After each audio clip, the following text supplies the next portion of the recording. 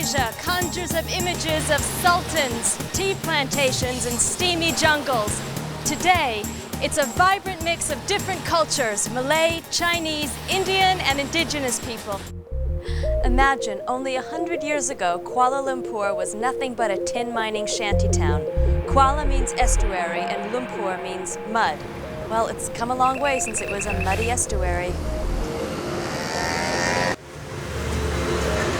Indians have been coming to Malaysia for about 2,000 years, but they only started settling here in the 19th century when the British brought them over to work on the rubber plantations.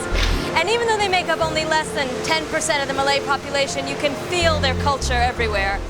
Here we are in Malaysia, and I hear talk about, okay, we're going to be going to this big Hindu festival. I was like, oh, okay. They were like, no, it's really big. It's like they're going to be, I was like, well, how many people are going to be there? We're thinking 50,000. That's big. 1 million. They're going to be 1 million Hindus in this festival in Malaysia. This is the night before Thaipusam, and everyone's getting ready for Thaipusam. And Krishna, what are you doing tomorrow? I do the chariot. You're pulling the chariot. So you're putting this hook in your body, and then you're putting a rope through here, this rope, and then you're attaching this to the chariot, and then you're pulling the chariot. Aren't you scared?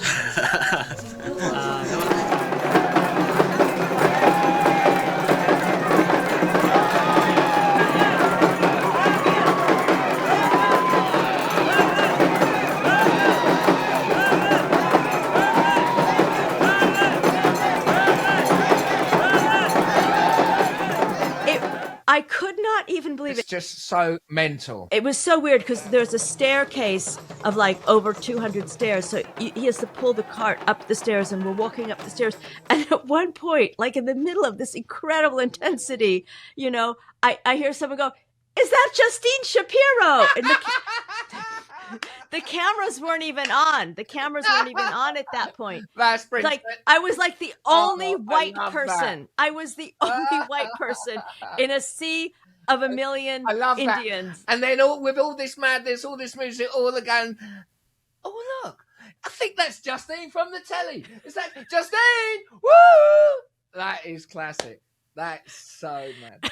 And the colour, it's so colourful, it's so brilliant. You've got music, you've got people dancing, you've got geezers with hooks in their skin pulling things about. What is that about? Why are people, I've seen it, and why are they doing that?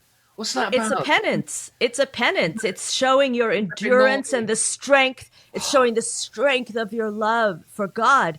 Thaipusam has a lot in common with other devotional processions, like a Catholic pilgrimage, the whole penance thing. Here they'll pull the chariots with the hooks on their backs, and the Catholics on their pilgrimages, they carry those heavy, heavy crosses for miles and miles. And all of them end at an altar or a shrine, asking for a blessing, making an offering to a god or the Virgin Mary or the Lord Muruga. But the feeling I had, because it was all sort of directed to the Lord Muruga, was the same feeling I had the first time I went with a friend, because I'm Jewish, and I went with them to a Catholic mass.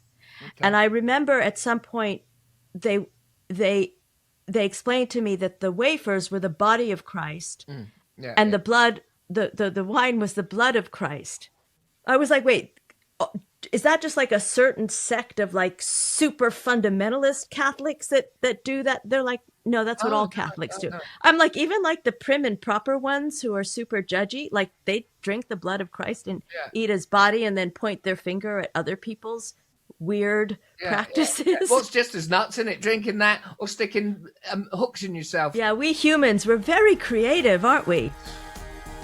Yes, we are, in a bizarre way.